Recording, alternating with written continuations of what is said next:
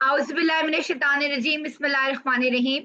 My dear learners, आज का basically topic जो हम आज पढ़ेंगे बेटे, वो है बेसिकली कि what are the factors which affect the economic development of Pakistan. यानी पाकिस्तान को कौन से ऐसे फैक्टर्स हैं जो इसकी इकोनॉमी को अफेक्ट करते हैं। First of all, you need to understand that economy is something that is important for everything, everyone. Economy basically क्या होती है? इकोनॉमी जिसको उर्दू में मईशत कहते हैं, right? Economy is basically something that actually deals with the expenses of the country. Are you getting my point? So, my dear learners, in our today's class, we are going to focus on those factors which affect the economy of Pakistan. All right? So, basically, बेटे आपके syllabus में, that is the syllabus of Pearson and Dixon, there are 4 factors which are mentioned. So, what I am going to do, I am going to share my screen with you, and I'm going to share those factors with you which actually affect the economy of Pakistan. Then we are also going to do the past paper related to that topic so that you all can understand. सबसे पहले बेटे we are going to see those factors that actually going to affect the economy of Pakistan. So my dear learners, first of all you need to understand कि वो कौन-कौन से factors है जो किसी भी country की economy को affect करते हैं. Now, before starting the topic, let's see the syllabus first. कि हम कौन सी चीज कर रहे हैं. Is my screen visible to all of you? Yes, ma'am. Okay. So, my dear learners, we are actually doing this part. That is the challenges of economic development for Pakistan. That is 2.4. So, right now we are talking about the challenges which affect the economic development of Pakistan. So, within this topic, 4 points are mentioned. और वो 4 points कौन-कौन से हैं? वो 4 points है बेटे regional disparity, alright. Regional disparity के बाद आ जाए बेटा जेंडर इनइक्वालिटी. जेंडर इनइक्वालिटी के बाद बेटे हमारे पास दूसरा जो फैक्टर है वो आ जाता है आपके पास इंपोर्टेड एनर्जी. और जो लास्ट टॉपिक है बेटे वो आपके पास आ जाता है that is related to loss of skill workers. So there are 4 factors which affect the economy of Pakistan. ये 4 factors मैं अपनी तरफ से नहीं बता रही, बल्कि ये 4 factors वो factors है जो किसी भी country को economy को affect करता है. Are you getting my point? So basically बेटे today we are going to talk about 2.4. So this is a topic बेटे जो कि आपके notes में नहीं, हमने school notes से cover करना है. All right? So for that reason I am just opening the school notes ताकि आपको recall हो जाए कि हमने स्कूल में बेसिकली क्या लिखा था. राइट? So let's continue. जब हम स्कूल नोट्स की बात करते हैं माय डियर लर्नर्स, तो ये वो नोट्स है जो हमने स्कूल में बनाए थे. Alright? So already I have shared those school notes with you many times in the group. तो वही स्कूल नोट्स से basically we are covering this topic. So let's continue.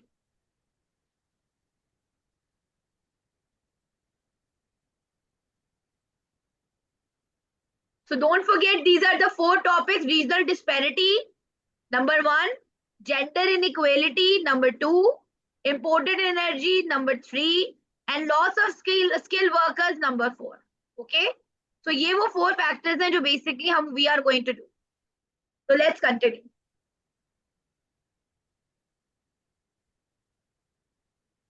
I'm just trying to find कि हमें वो जो है मिल जाए school notes.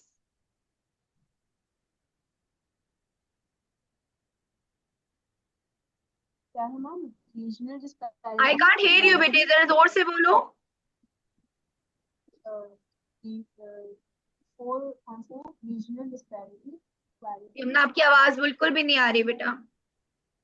Ma'am मैं नहीं बात कर रही, वो मिश्का रीजनल डिस्पैरिटी के बारे में कोई सवाल कर रही है. सॉरी बेटा. जी मिश्का बेटा बोलो. Let me just, I'm just searching the notes.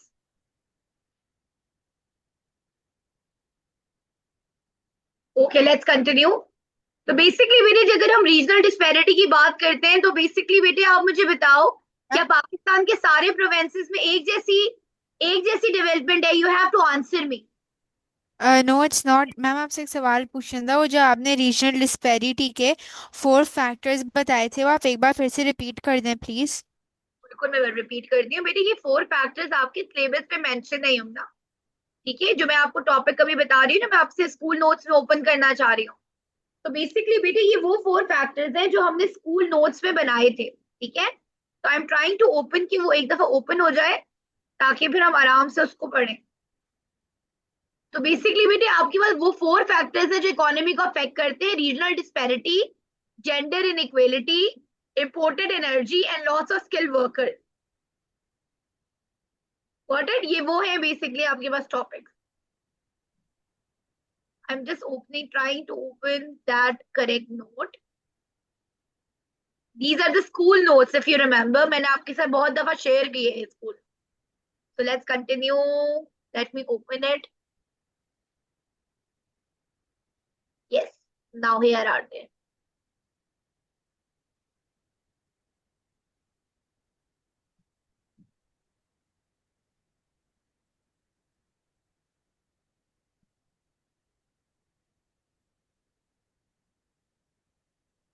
Okay. Okay, is my screen visible to all of you? Everybody, is my screen visible? Please मुझे बताओ, ताकि हम ये टॉपिक स्टार्ट यस करें। मैम, विजिबल है। अच्छा, मैम आप थोड़ा सा और जूम इन कर दें, राइटिंग समझ में नहीं आ रही। I try to do it, मुझे लगता है, लेकिन ये मैंने मैक्सिमम ही जूम इन किया हुआ है। ओके, मैं अभी रीड कर दूंगी Yamuna, then you can understand. So basically बेटे ये टॉपिक है आपका 2.4 from Pearson and Excel geography. The topic name is economic challenges of Pakistan. तो इसका सबसे पहला टॉपिक है बेटा regional disparity. So you all need to understand my dear learners कि डेवलपमेंट का जो लेवल है ना, वो सारे प्रोविंसेस में एक जैसा नहीं है। यानी कि जितनी डेवलपमेंट हमें सिंध और पंजाब में नजर आती है, उतनी डेवलपमेंट हमें बलूचिस्तान NWFP में नजर नहीं आती। उसका सबसे बड़ा रीजन ये है कि बलूचिस्तान एंड NWFP दो ऐसे प्रोविंसेस हैं जो अफगानिस्तान से करीब हैं। That is the reason my dear learners that mostly वहां पे अनार्किक सिचुएशन रहती है। वहां पे टेररिस्ट एक्टिविटीज बहुत ज्यादा हुई है। समझ आ रही है बात? अगर आपको याद हो बेटे, हमने ये हिस्ट्री में भी पढ़ा है कि हर जगह कायदे आजम ने इन दो प्रोविंसेस की बात बहुत दफा की है, चाहे 14 पॉइंट्स हो या दिल्ली प्रपोजल्स हो। तो यानी सिंस द बिगनिंग, बहुत शुरू से ये दो प्रोविंसेस जो है ना, बड़े इग्नोर्ड रहे हैं। यानी लेवल ऑफ डेवलपमेंट इन दो प्रोविंसेस में वैसी नहीं रही जैसे कि रहनी चाहिए थी। Are you understanding my dear learners? तो बेसिकली रीजनल डिस्पैरिटी का मतलब ये है कि अगर आपके चारों प्रोविंसेस में एक जैसी डेवलपमेंट नहीं हो रही, you need to understand my dear learners कि ये जो आपके पास रीजनल डिस्पैरिटी का मसला है, ये बहुत बड़ा मसला है। देखो, अगर आप सबको इक्वली ट्रीट नहीं करोगे तो क्या होगा? हालात बिगड़ेंगे, हालात खराब होंगे। For example now days, if you remember, अगर आपको कभी अभी करंट अफेयर्स में इंटरेस्ट हो, तो यू मस्ट बी अवेयर कि बलूचिस्तान में कितने हालात खराब हो चुके हैं। Because over there the people are not contented and satisfied with the government.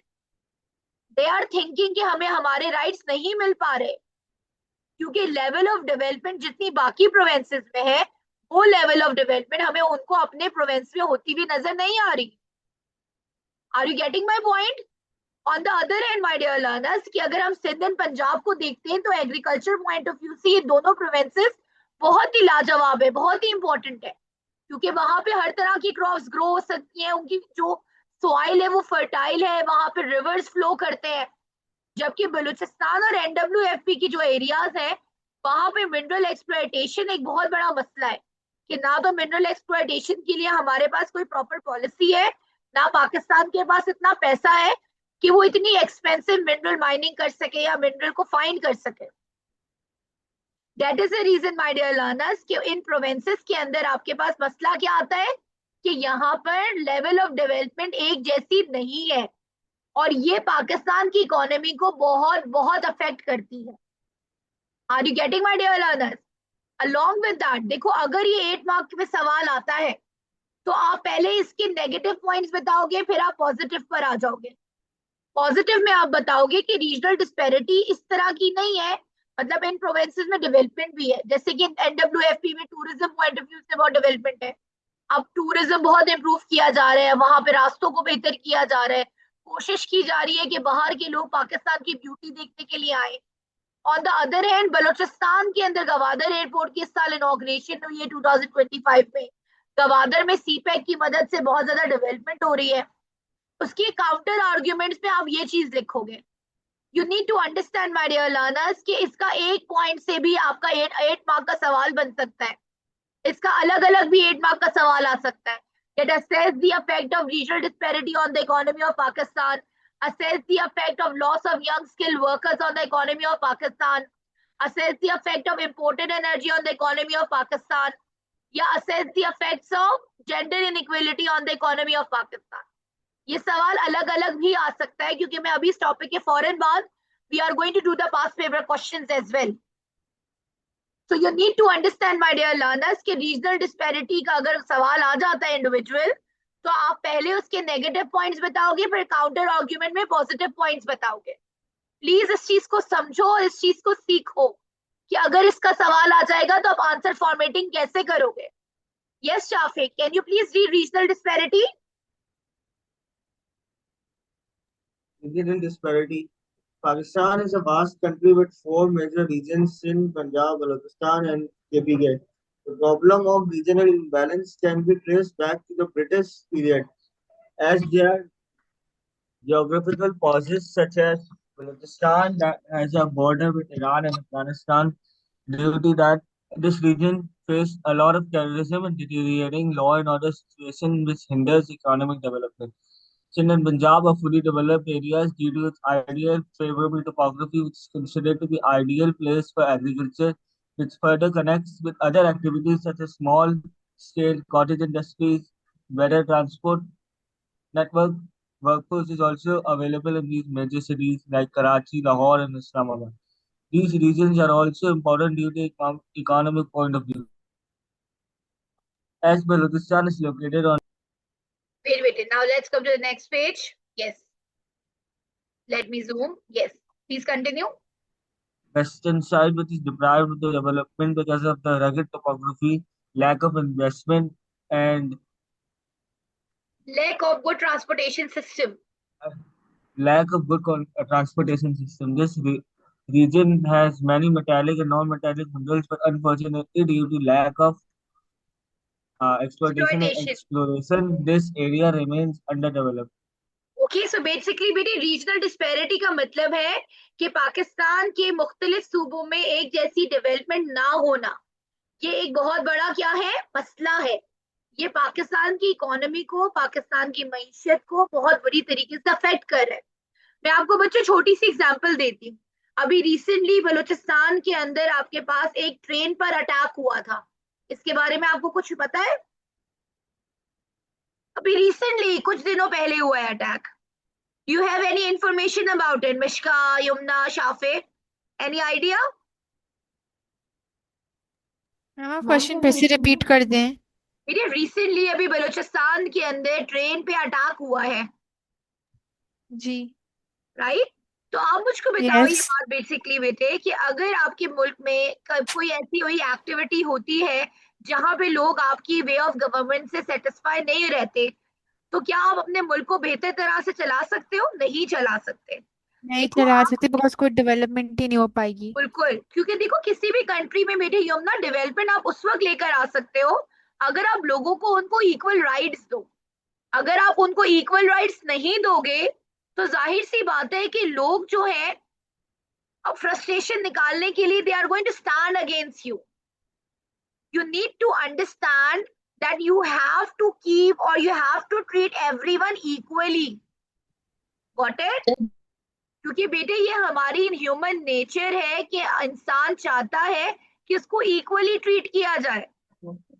And the people of Balochistan and NWFP most of the time feel deprived, and they think that more focus, more jobs availability, more development projects are there and only in Sindh and Punjab.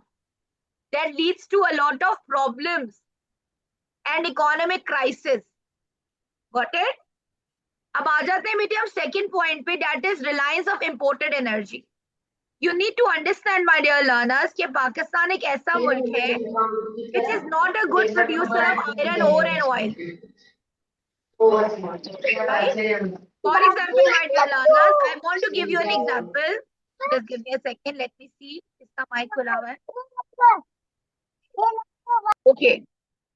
So my dear learners, you all need to understand one thing. और वो दूसरी चीज क्या है जो आपको समझने की जरूरत है कि Pakistan is a developing country and actually it is not a good producer of crude oil. कि पाकिस्तान में मुश्किल से 18% ऑयल प्रोड्यूस होता है and this crude oil is ultimate requirement of today's world. यानी पाकिस्तान को ट्रांसपोर्ट के लिए ऑयल चाहिए जिसको हम पेट्रोल कहते हैं, पाकिस्तान को इंडस्ट्रीज के लिए फ्यूल की जरूरत है. So you all need to understand my dear learners कि इंपोर्टेड एनर्जी के बगैर पाकिस्तान का गुजारा नहीं है. पाकिस्तान को जरूरत है कि इस ऑयल को दूसरी कंट्री से इंपोर्ट करे, राइट? क्योंकि पाकिस्तान अगर ऑयल इंपोर्ट नहीं करता तो पाकिस्तान कैसे सरवाइव करेगा? और इस ऑयल को इंपोर्ट करने की वजह से हम बहुत ज्यादा कर्जे के अंडर चले जाते हैं. यानी ऑब्वियस सी बात है कि हमारे पास जो हम चीजें सेल कर रहे हैं ज्यादातर वो एग्रीकल्चर प्रोडक्ट्स है, कॉटन है, राइस है, व्हीट है. दैट इज नॉट एक्चुअली आप कह सकते हो नॉट दैट एक्सपेंसिव और not that profitable for Pakistan. So Pakistan came under the debt. Most of the time it comes under the pressure of the loans due to this reason. So reliance of imported energy is another reason due to which there are economic crises in Pakistan. Are you getting it? But इसके counter paragraph में आप ये लिख सकते हो, this imported energy help Pakistan in transport, help Pakistan in running in various industries in various parts of Pakistan. And ultimately which actually increases the foreign exchange earning, क्योंकि जब इसी ऑयल की मदद से हम प्रोडक्ट्स बनाते हैं तो वो हम इंटरनेशनल मार्केट में सेल करते हैं, उससे हम अपना पैसा कमाते हैं. तो इसके काउंटर आर्ग्यूमेंट्स देना भी आपको आना चाहिए. Got it? So reliance of imported energy. Yes, Yumna, can you please read the second paragraph, बेटे? मैम राइटिंग समझ में नहीं आ रही मुझे, अच्छा पिक्चर मैं पढ़ लेती हूँ. देखो हेडिंग है Reliance of imported energy. Pakistan's energy sector is heavily dependent on imported fuel and will continue to rely on import for the next 10 to 15 years. देखो हमारा मुल्क जो है वो बेसिकली 10 to 15 years तक imports पर डिपेंड कर रहा है. और पाकिस्तान एक ऐसा मुल्क है जो क्रूड ऑयल, जो कि आपके पास समंदर की जमीन के नीचे आपके पास फॉसिल फ्यूल्स है, उनको हम ड्रिल करते हैं तो उस ऑयल को निकाल पाते हैं. तो Pakistan is not a good producer of oil. 2019 के अंदर बेटे पाकिस्तान ने कितना ऑयल प्रोड्यूस किया था? 4.3 million metric ton of crude oil, जो कि कंट्री की सिर्फ 20% रिक्वायरमेंट को पूरा कर रहा था. आप सोचो 80% रिक्वायरमेंट पाकिस्तान कैसे पूरी करेगा, right? Moreover, large reliance on imported energy could result in large foreign exchange expenditure, right? Expensive energy, high cost of pollution leads to less economic development. Obviously, if we will come under the pressure of the loans, so how we are going to promote development in our country? We couldn't able to promote development in our country. So reliance of imported energy is one of the most important reason, या एक बहुत बड़ा factor है जो हमारी economy को बुरी तरीके से अफेक्ट करता है. अच्छा जी, come to the third one, loss of skilled workers. You all need to understand, my dear learners, कि हमें skilled workers की जरूरत है. Skilled workers कौन से workers होते हैं? There are various skilled workers which actually are needed. ये सेम पास पेपर क्वेश्चन आपके पास 2022 या 21 में आया हुआ है. That assess the loss of skilled workers on the economy of Pakistan. देखो स्किल इंडिविजुअल्स की जरूरत आपको हर फील्ड में है, चाहे आप एजुकेशन की फील्ड ले लो, आप इंजीनियरिंग की फील्ड ले लो, आप एमबीबीएस की फील्ड, डॉक्टर्स की फील्ड ले लो. आपको स्किल्ड लोगों की जरूरत है, तजुर्बेकार लोगों की जरूरत है, एक्सपीरियंस लोगों की जरूरत है. अगर आपके लोग जो है आपकी यूथ पढ़ लिख कर बाहर चली जाएगी, so who is going to serve your own country? Are you getting my dear learners? So overseas immigration report के अकॉर्डिंग हर साल हमारे पास तकरीबन 10 मिलियन पाकिस्तानी पाकिस्तान को छोड़कर जा रहे हैं. जिसमें से आपको याद होगा मैंने एक फनी मीम भी आपको बताई थी कि आज कायदे आजम भी होते हैं तो वो भी आइल्स की तैयारी कर रहे होते हैं। अगर आपको याद हो तो हम क्लास में यही डिस्कस कर रहे थे, राइट। तो बेटे ये जो स्किल वर्कर्स हैं इनकी हमें जरूरत है। अगर इन स्किल वर्कर्स को हमारे मुल्क को छोड़कर चले जाएंगे तो हमारी कंट्री की इकोनॉमी बुरी तरीके से क्रैश हो जाएगी। बट इसके काउंटर पैराग्राफ में आप ये जरूर लिख सकते हो कि जो ये स्किल वर्कर्स होते हैं इनका इनका फायदा भी है क्योंकि वो दूसरी कंट्री जाकर हमारे पास रेमिटेंसेस भेजते हैं। अब आपको याद होना चाहिए रेमिटेंस किसको कहते हैं। रेमिटेंस वो अमाउंट है जो पाकिस्तान से बाहर रहने वाले ओवरसीज पाकिस्तानीज अपने मुल्क में पैसे भेजते हैं। तो डिफरेंस ऑफ करेंसी की वजह से पाकिस्तान की इकोनॉमी को उससे फायदा होता है। Are you getting my point? तो उसके काउंटर आर्ग्यूमेंट में आप इसका पॉजिटिव पॉइंट लिख सकते हैं। Got it? Yes Shafi, can you please read this point? Loss of skill workers. An increasing number of skilled individuals leaving the country for brighter future because is also affecting affecting the economy of Pakistan because we are losing our brain capital. According to a report provided by Bureau of Immigration and Overseas Employment, more than 10 million Pakistanis wait, yes, yes, please continue. 10 million Pakistani citizens have left the country for better professional and financial opportunities. Experts believe that the inquiring field of engineering is taking the worst hit due to lack of government development in the country. There are almost no jobs in this field. That is number one reason for engineers to leave the country. Okay, next, continue. With inflation rising and economic uncertainty gripping the country, more and more skilled individuals opt to leave Pakistan. Unemployment is another factor that forces the professionals to leave the country. In the last 2 years alone, some 8 lakh, 8,84,000 have left the country. The record indicates more than 3 lakh Pakistanis left the country in 2018, and how this trend is getting common day by day. Okay, so you can include this recent statistics अब obviously 2025 है तो आप 2024 के statistics इसके अंदर add कर सकते हो। ठीक है कि जैसे जैसे पाकिस्तान में महंगाई बढ़ रही है, पाकिस्तान में गवर्नमेंट में अनस्टेबिलिटी आ रही है, तो लोग क्या कर रहे हैं, दे आर प्रेफरिंग, या उनकी कोशिश ये है कि किसी तरह पाकिस्तान को छोड़कर किसी और मुल्क चले जाए, या ऑस्ट्रेलिया चले जाए, या कनाडा चले जाए, या किसी और कंट्री पे चले जाए, राइट। और खासतौर पे इंजीनियरिंग फील्ड्स हैं या कुछ ऐसी पर्टिकुलर फील्ड्स हैं बेसिकली जो बिल्कुल भी पाकिस्तान में रहना नहीं चाहते, they want to leave Pakistan for their better and prosperous future, right. So ये बहुत इंपॉर्टेंट पॉइंट है, यू नीड टू अंडरस्टैंड कि loss of skill worker is actually affecting our economy. ठीक है, देखो अब ये पॉइंट ऐसा है जो बड़ा जनरलाइज सा पॉइंट है। Got it? So my dear learners, you need to understand that this is another reason for that affects the economy of Pakistan. अब आ जाते हैं बेटा हम जेंडर इनइक्वेलिटी पे। जेंडर इनइक्वेलिटी या जेंडर इक्वेलिटी की अगर हम बात करते हैं, so you need to understand कि पाकिस्तान अगर आप देखो, अगर पूरी दुनिया के अंदर देखो, तो बेसिकली बेटे हमारा मुल्क एक ऐसे कंट्री है जहां पे जो मेल डोमिनेंट है, यानी जहां पर नो डाउट अबाउट इट अल्लाह ताला ने मेल्स को ये मकाम खुदा ताला ने दिया है, अल्लाह ताला ने दिया है। लेकिन अनफॉर्चुनेटली कुछ फैमिलीज ऐसी हैं, खासतौर पे लैक ऑफ अवेयरनेस की वजह से या इग्नोरेंस की वजह से होता ये है कि मेल डोमिनेंट के कॉन्सेप्ट के तहत काफी जगहों पे औरतों के साथ बहुत ज्यादती की जाती है, खासतौर पे in rural areas. Like mostly some families में दिखाया जाता है कि जो फादर है वो जबरदस्ती अपनी बच्ची की किसी और से शादी करा रहे हैं, या कहीं पे आपको दिखाया जाता है कि कुछ फैमिलीज के अंदर रूरल एरियाज में कि अगर भाई ने किसी को कत्ल कर दिया है तो उसका मतलब बेटी चुका रही है।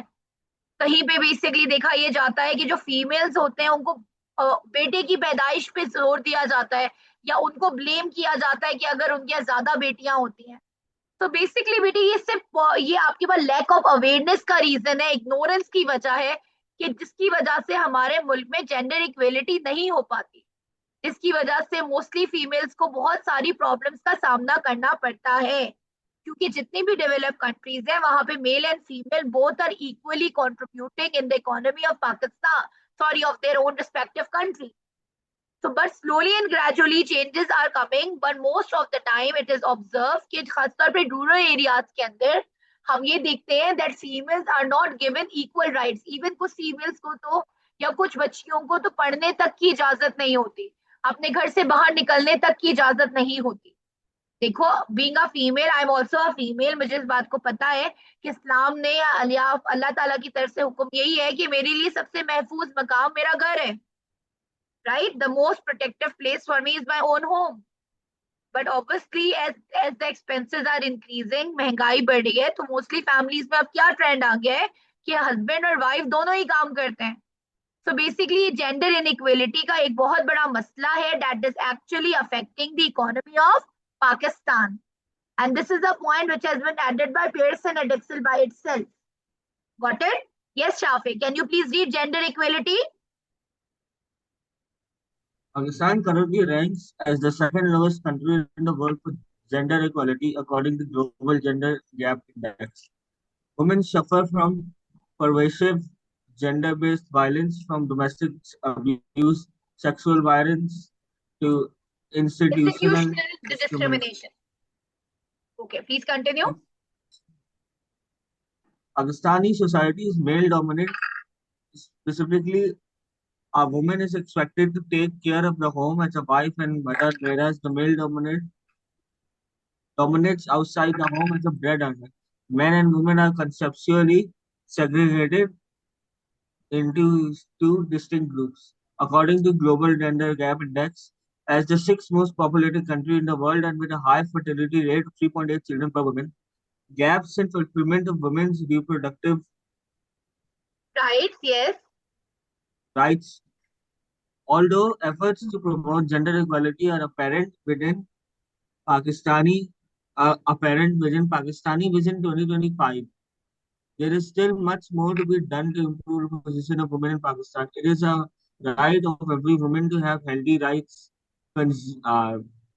receiving quality education, to enter the economic sphere, and to participate in the other activities within the limits prescribed by Islam. Okay, basically with the rights of women की बात हो रही है, तो we cannot ignore Benazir Bhutto, right? Benazir Bhutto जो basically Zulfikar Ali Bhutto की बेटी थी, उन्होंने औरतों के लिए बहुत सारा काम किया है. क्या काम किया है शाफी? मैं आपका भी पॉइंट लेती हूँ बेटे, ये बस मुझे ये वाला पॉइंट कवर करने दो. बेसिकली बेटे बेनजीर भुट्टो जो पीपल्स पार्टी से ताल्लुक रखती थी, जो शहीद जुल्फिकार अली भुट्टो की बेटी थी, she was the lady, basically she was the women जिन्होंने औरतों के लिए बहुत कुछ किया. मतलब वो वुमेन को एम्पावर करना चाहती थी, वो औरतों को चाहती थी कि औरतें अपनी जिंदगी अपने हिसाब से गुजारे. She was the one who inaugurated, या उन्होंने स्टार्ट किया फर्स्ट वुमेन बैंक, जहाँ पे हर एक जो भी कोई मेल स्टाफ नहीं है वहाँ फीमेल्स काम करती है. इसके अलावा वो पुलिस स्टेशन भी औरतों के लिए बनाना चाहती थी. She was the one who really wanted to do a lot of things for the women. Are you getting my point, my dear learners? ताकि औरतों के साथ किसी किस्म की ज्यादती ना हो सके. ठीक है? डोमेस्टिक अब्यूज तो बेटे बहुत ही कॉमन है. मतलब पढ़े लिखे घरों के अंदर भी जो है बहुत कुछ औरतों के साथ ज्यादती की जाती है, और जो है उसको छुपा भी लिया जाता है, और औरतें भी इस नाम पे छुपा रही होती है कि हमारा घर बचा रहे या हमारा कोई बदनामी ना हो. तो बेसिकली बेटे ये एक बहुत ही कॉमन मसला है जो कि आज हमारी सोसाइटी में मतलब औरत फेस करती है. Yes, Muniza. Ma'am, she also introduced women's income program. Right. She's still working right now, and the free books for all the government schools in Right, Pakistan. बिल्कुल ऐसे ही Especially for बेटे. girls. Benazir income support programme ये भी बहुत important उन्होंने initiate किया था. Right. So my dear learners, अब आपके पास आ जाते हैं वो 4 फैक्टर्स जो कि पाकिस्तान की इकोनॉमी को अफेक्ट करते हैं. ठीक है जी. अब आते हैं हम पास पेपर पे और पास पेपर क्वेश्चंस को देखते हैं कि इस टॉपिक से रिलेटेड पास पेपर क्वेश्चंस क्या आए हैं. तो without wasting time let me open the pass paper questions for you. तो पास पेपर के अंदर बेसिकली जैसे कि मैंने अभी आपको बताया बच्चों कि आपके पास कोई भी सवाल आ सकता है. जी Shafay, please ask your question. Ma'am हमको इसके ऑल्टरनेटिव पॉइंट्स क्या होंगे 1 मार्क में? क्योंकि इसमें कोई प्रोग्राम या जो भी मैंने आपको बताया ना कि बेनजीर भुट्टो ने बहुत सारे इनिशिएटिव्स किए, बहुत ज्यादा काम किया, पाकिस्तान गवर्नमेंट ने बहुत सारे इकदाम किए. राइट. अब औरतों को बेसिकली अगर आप देखते हो तो अब हर एक दौर में अब औरतों को इम्पोर्टेंस दी जाती है या कोई ना कोई उनके लिए ऐसा एग्जाम किया जाता है so that they could have equal participation. Got it? तो अच्छा उसके मैम, जैसे काउंटर पैराग्राफ में initiatives by government of Pakistan आ जाएंगे. अभी अभी रुको, मैं अभी आपको सवाल और उसकी मार्किंग स्कीम दोनों हम डिस्कस करते हैं. अच्छा जी, अब आपके सामने ये पेपर नजर खुला हुआ है. You can read the question. Evaluate the impact of loss of young skilled workers on the economic development of Pakistan. चलो इसको डिस्कस करते हैं. अभी अभी हमने पूरा टॉपिक पढ़ा है. तो बेटे आपका 8 नंबर का सवाल है ये कि अगर यंग स्किल वर्कर्स आपके मुल्क से चले जाते हैं तो आपकी इकोनॉमिक डेवलपमेंट कैसे अफेक्ट होगी. अभी अभी हमने पढ़ा है ये चीज. ठीक है. सो बेसिकली कौन से ईयर का क्वेश्चन है, लेट मी टेल यू. ये हमारे पास 2022 का क्वेश्चन है. तो अब इसकी मार्किंग स्कीम देखते हैं. वैसे अभी अभी हमने ये टॉपिक पढ़ा है कि अगर आपके मुल्क में से लोग चले जाएंगे, दैट इज यंग वर्कर्स चले जाएंगे, स्किल वर्कर्स चले जाएंगे, तो आपके मुल्क की इकोनॉमी कितनी बुरी तरीके से अफेक्ट होगी. क्योंकि आपको एजुकेटेड और स्किल लोगों की हर फील्ड में जरूरत है. Are you getting it? और अगर आपकी यूथ चली जाएगी तो आपके मुल्क को कौन उठाएगा. अगर आप आज के हालात देखो बेटे, जैसे फॉर एग्जाम्पल मैं आपको अपनी एग्जाम्पल देती हूँ. मैं अपने नेबरहुड में देखती हूँ कि मोस्टली जो बेसिकली जो अपार्टमेंट्स हैं वहां पे एजेड मियाँ बीवी रह रहे हैं. उनके सारे बच्चे बाहर काम करते हैं and they are living over here. Even मैं अपनी फैमिली की तरफ देखती हूँ, इवन आप लोग भी अपने कजिन्स को देखो या फैमिली में देखो, तो आज के लोगों का माइंडसेट बन चुका है. ज्यादातर लोग पाकिस्तान में रहते ही नहीं है और कोशिश कर रहे होते हैं, हाथ पांव मार रहे होते हैं कि बस किसी तरीके से हमें इमिग्रेशन मिल जाए या हम वहां चले जाएं. हालांकि आपको अंदाजा नहीं है कि वहां पे भी रहना कोई आसान नहीं है. राइट? वहां की लाइफ बहुत डिफरेंट है. Right? So all that glitter is not gold वाली कहानी है. राइट? चलो अब इसको मार्किंग स्कीम से इस आंसर को रीड करते हैं. Yes Munisa, can you please read the answer. Let me tell you the question. Question हमारा था कि यंग स्किल वर्कर्स अगर आपके मुल्क से चले जाते हैं तो आपकी इकोनॉमी कैसे अफेक्ट होती है. this was the question that is given in section B in your geography paper 2022. Okay, so Muniza is going to read the answer from the marking scheme. Yes Muniza, can you please read? Many scientists, engineers, and teachers trained in Pakistan are working in other countries. For example, the United States and Canada. The loss of skilled workers is a considerable problem for Pakistan. Pakistan is the third leading source of international medical graduates, IMGs, to more affluent countries. The Bureau of Immigration and Overseas Employment estimate that thousands of doctors migrate from Pakistan each year. Although some of these trained doctors return, Pakistan often loses both their skills and cost of their training, which negatively affects Pakistan's economic development. जारी Point बात number हमारे two. Doctors हैं बेटे जिनकी हमें जरूरत है. हमारे यहाँ कितनी किस्म की बीमारियां हो रही है, हमें यंग डॉक्टर्स की जरूरत है. देखो फ्रेश ब्लड की जरूरत हर फील्ड में होती है. Are you getting my point? अगर हमारे बच्चे चले जाएंगे, हमारे यंग डॉक्टर्स चले जाएंगे तो हमारे मुल्क को कौन सर्व करेगा. सीधी सी बात है ना. हम हमारी कंट्री को कौन सर्व करेगा, कौन हमारे मुल्क को की एस्टेब्लिशमेंट में मदद करेगा? कोई भी नहीं करेगा. Right? Let's continue. Please continue Muniza.